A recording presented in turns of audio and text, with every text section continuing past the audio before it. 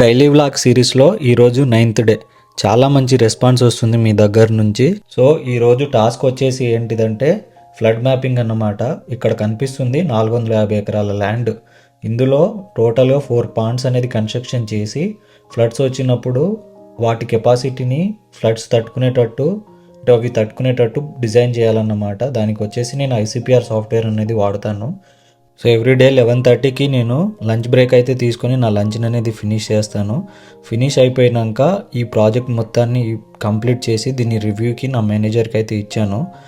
So ఈరోజు చాలా late అయింది వర్క్ ఎక్కువ ఉండడం వల్ల.